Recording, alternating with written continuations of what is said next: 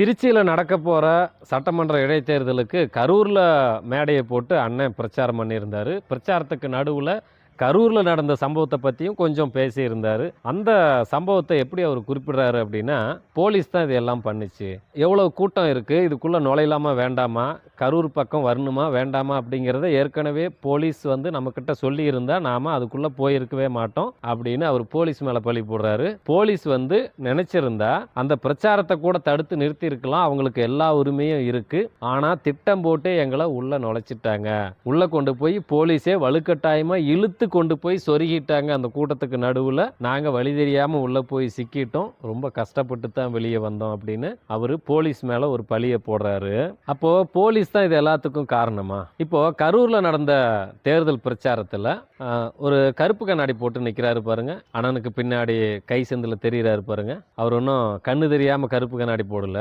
அவருடைய கண்ணு வந்து கழுகு மாதிரி இருக்கும், அப்படியே ஒரே இடத்துல உட்காந்துருப்பாரு, இப்படி ஸ்ட்ரெயிட்டாக உட்காந்துருக்கிற மாதிரி தான் இருக்கும். அவர் எங்கே பார்க்குறாருன்னு அவருக்கு மட்டும்தான் தெரியும். ஏன் அவர் கருப்பு கண்ணாடி போடுறாரு அப்படின்னா, அவர் எங்கே பார்க்குறாருன்னு நமக்கு தெரியக்கூடாது. உட்கார்ந்த இடத்துலையே சுற்றி எல்லாத்தையும் நோட்டமிடுவார். ஒரு செகண்டு கூட எதையும் முழுசாக பார்க்க மாட்டார், இப்படி இப்படி இப்படி இப்படி பார்த்துக்கிட்டே இருப்பார்.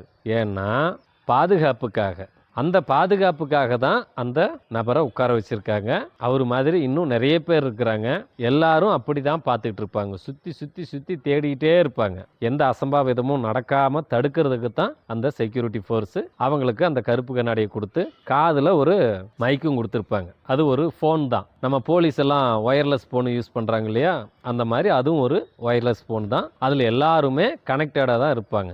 மண்டபத்துக்கு உள்ளே இருக்கிறவங்க மட்டும் கிடையாது, வெளியவும் ஆட்கள் இருப்பாங்க. ஏதாவது ஆபத்து வருதா, யாராவது தாக்க முயற்சி பண்ணுறாங்களா, இல்லை ஏதாவது ஒரு பிரச்சனை உருவாக போகுதா அப்படிங்கிறத தெரிஞ்சுக்கிட்டு அதை தகவல் கொடுக்கறதுக்காக எல்லாரும் அந்த கான்ஃபரன்ஸ் காலில் லைனில் தான் இருப்பாங்க. அங்கிருந்து ஒரு 2 கிலோமீட்டர் தூரத்தில் ஏதாவது ஒரு சம்பவம் நடந்தால் கூட உடனே அவரோட காதுக்கு போகும். அப்போது கழுகு பார்வையோட பூனை காதோட உட்கார்ந்து இருக்கிற செக்யூரிட்டிக்கு தெரியாமல் கரூர் சம்பவம் நடந்திருக்க வாய்ப்பே கிடையாது, அப்படி நடக்கவும் நடக்காது. இன்னொன்று, ஒரு ஏரியாக்குள்ளே இவங்க போகிறாங்க அப்படின்னா இவர் போனால் நல்லவங்களும் இருப்பாங்க கெட்டவங்களும் இருப்பாங்க சந்திக்க வர்றதுக்கு. ஒரு மாவட்டத்தில் ஒரு பிரச்சாரத்தை முடிச்சுட்டு அடுத்ததாக கரூரை நோக்கி வரும்போது கரூரில் எப்படியான நிலவரம் இருக்குது, அங்கு பாதுகாப்பு எப்படி உறுதி செய்யப்பட்டிருக்கு அப்படிங்கிறத கேட்டு தெரிஞ்சுக்கிட்டு தான் அவங்க வாகனம் உள்ளேயே வரும். அங்கேருந்து அந்த ஊருக்குள்ளே போகிறதுக்கு முன்னாடியே அங்கே இருக்கிற கட்சிக்காரங்க, அங்கே இருக்கிற செக்யூரிட்டி ஃபோர்ஸு எல்லாத்துக்கிட்டையும் கேட்டு வெரிஃபை பண்ணிட்டு தான் டிரைவர் கீரையே மாற்றுவார். அது வரைக்கும் அந்த வாகனம் கரூருக்குள்ளே நுழையவே நுழையாது. போலீஸ் வந்து திட்டமிட்டு கரூரில் எப்படியான கூட்ட நெரிசல் இருக்குது அப்படிங்கிறத சொல்லாமலே மறைச்சிட்டாங்க, திட்டம் போட்டு உள்ளே கொண்டாந்து சொருகிட்டாங்க அப்படின்னு சொல்கிறது அப்பட்டமான பொய். இவங்க எப்பவும் போலீஸை நம்பவே மாட்டாங்க. போலீஸ் வந்து வான்னு சொன்னால் வரமாட்டாங்க, போன்னு சொன்னால் போக மாட்டாங்க. அவங்கள சுற்றி இருக்கிற அந்த செக்யூரிட்டி ஃபோர்ஸு ஹெட்டு என்ன சொல்கிறாரோ அதை மட்டும்தான் கேட்பாங்க. அப்போது கரூருக்குள்ளே வரலாமா வேண்டாமா அப்படின்னு கரூருக்குள்ளே இருக்கிற செக்யூரிட்டி சொல்லாமல் இவங்க வாகனத்தை உள்ளே திருப்பவே முடியாது. போலீஸ் வந்து எங்களை திட்டம் போட்டு இழுத்துட்டு போய் உள்ளே சொருகிருச்சு அப்படின்னு போலீஸ் மேலே பழி போடுறது அப்பட்டமான அயோக்கியத்தனம். ஒரு கட்சி தலைவர், வருங்கால முதல்வர், அப்படி இருக்கிறவருக்கு எவ்வளோ பெரிய பாதுகாப்பு படை அவரை சுற்றி இருக்கும். அந்த செக்யூரிட்டிகளே இல்லை அப்படின்னாலும் கட்சியில் இருக்கிற தொண்டர்கள் வந்து அப்பப்போ தகவல் கொடுத்துக்கிட்டே இருப்பாங்க, உள்ளே வரலாமா போகலாமா, அங்கே நிலைமை எப்படி இருக்குது அப்படிங்கிறத உடனுக்குடனே தகவலை பரிமாறிட்டே இருப்பாங்க.